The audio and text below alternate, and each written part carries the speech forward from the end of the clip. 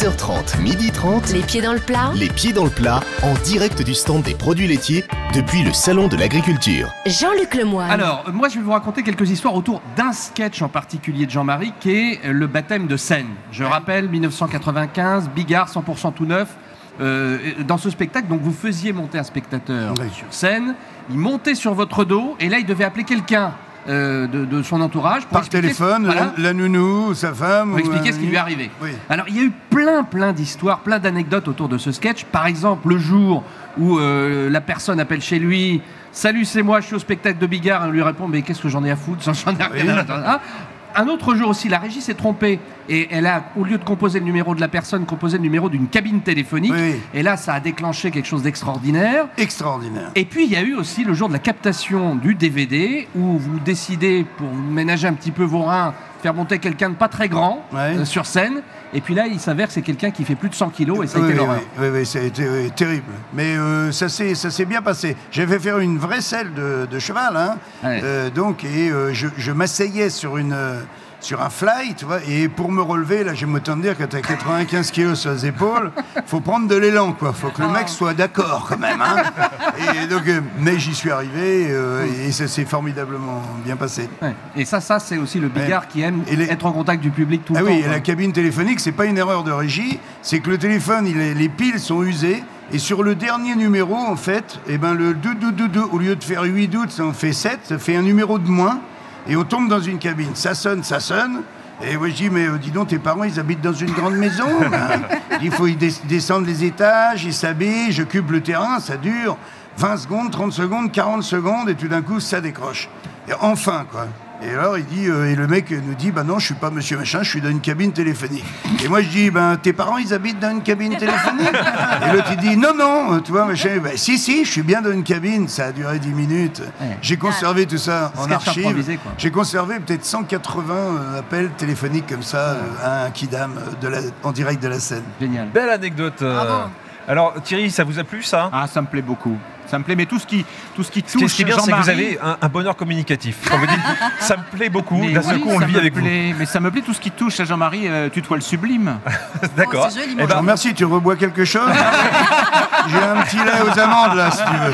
On va continuer dans le sublime avec Valérie Benaïm, évidemment. Oh, c'est gentil. Écoutez, on le sait, Jean-Marie est quelqu'un de très croyant. Hein, c'est vrai, Jean-Marie. Donc, on se souvient que vous aviez eu le privilège de rencontrer Benoît XVI au Vatican. C'était en 2007. Du coup, il a décidé de prendre ça. Oui, c'est ça. Et depuis que vous êtes avec votre femme, Lola, vous êtes également devenu très superstitieux. Il est, paraît-il, impossible pour vous de passer du sel à quelqu'un en main propre. Vous allumez de l'encens dans votre loge avant de jouer. Mais mieux, il y a ça. Écoutez. Om Shri Sai Nathaya Namaha. Om Shri. Et alors là, je fais plaisir à Jean-Marie, vous n'imaginez pas à quel point. C'est le son de l'univers. Exactement. Il faut expliquer à nos auditeurs. Cette musique, Jean-Marie, c'est votre maître indien, Sri Satya Sai Baba, oui, c'est ça, absolument, qui est considéré comme un dieu vivant en Inde, et il vous permet de vous endormir sereinement. Il paraît que si vous ne l'écoutez pas, vous n'arrivez pas à bien dormir.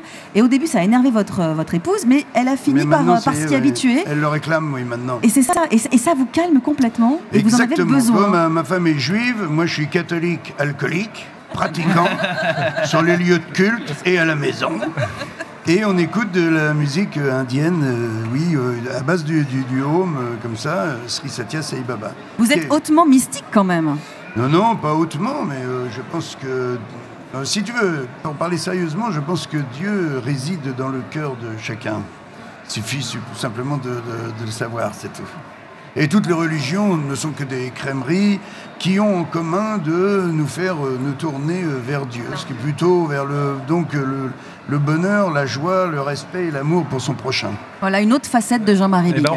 Et t'as vu, pas un rire. Non, mais c'est bien, c'est un moment de méditation. Alors que j'aurais dit, me pète pas les couilles avec tes questions, il y avait un rire.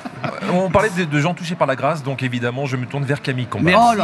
Merci, bon Jean-Luc. Alors moi, Jean-Marie, je l'aime beaucoup, il le sait. Du coup, je voudrais faire découvrir peut-être aux gens une autre facette encore de sa personnalité. Parce qu'on connaît forcément, depuis le début de l'émission, on voit le Jean-Marie un peu grivois, hein, celui qui fait sa renommée sur le lâcher de salope ou encore sur son analyse des toilettes, comme dans son dernier spectacle. Mais derrière cette image de dur se cache en fait un grand sensible. Jean-Marie, il faut le savoir, il paraît que vous pleurez très facilement devant votre télé. Je pleure, ma femme se fout de ma gueule, elle éclate de rire, elle dit tu pleures pour de la merde en plus. Moi dès que je vois un camembert, dès que je vois un Pont-l'Évêque qui coule un peu, je suis déjà en larmes. C'est votre femme qui m'a soufflé ce scoop justement. Dès qu'une scène devient un peu triste dans un film, vous ne pouvez pas vous empêcher de verser une petite larmichette. C'est par exemple le cas devant des films comme Shakespeare in Love. Vous avez vu beaucoup de fois. Qu'est-ce que j'ai pleuré. Au moins 25 fois. Je sanglote. En fait, je sanglote. C'est pire que tout parce que je fais... Ma femme à côté, elle dit oh, ça va pas, oh. Vous pleurez aussi devant Un jour sans fin. Ah oui. Évidemment. Et il paraît même que vous avez réussi à pleurer devant Retour vers le futur. Non. Ah oui, là, il va loin quand même. Mais quelle scène, La scène où la mère tombe amoureuse de son fils sans savoir que c'est son fils revenu dans le passé. Il paraît que ça vous fait pleurer. Vous êtes à fleur de peau quand même. Mais en revanche, elle me dit bien que vous aimez pas qu'on vous voit pleurer, donc vous essayez de retenir les larmes, quoi. Non, si, moi je m'en fous un petit peu, mais c'est parce que je veux pas déranger ma femme. Mais c'est vrai, j'ai un sanglot qui vient, quoi. Je suis ému comme un enfant. D'ailleurs, même ma grossièreté est très enfantine, si vous regardez bien. C'est vrai. Regarde, les gros mots que tu ramènes de l'école quand t'es petit déclenchent l'hilarité à toute la famille. T'as dit quoi, Titi? Salope. Et hop, tout le monde rigole. Ben, moi, ça m'est resté. Ça dépend à quel âge. Voilà, peu les mêmes parents, je crois. À 4 ans, ça gêne. Alors, Thierry, qui avait le meilleur scoop? Toutes les histoires sont belles. J'hésite vraiment entre Camille et Valérie. Laurent, non. Non, parce que Laurent, on est dans le spectacle, alors qu'avec les deux autres histoires, on est dans l'intimité. Moi, j'aime beaucoup quand même le maître indien en guise de tisane, surtout que Jean-Marie a dit, et nous sommes sur le stand des produits laitiers, toutes les religions sont des crèmeries. Donc voilà, bravo. J'ai gagné. Donc c'est Valérie Benaïm qui marque un nouveau point. 10h30, 12h30. Les pieds dans le plat. Les pieds dans le plat, en direct du stand des produits laitiers depuis le Salon de l'Agriculture.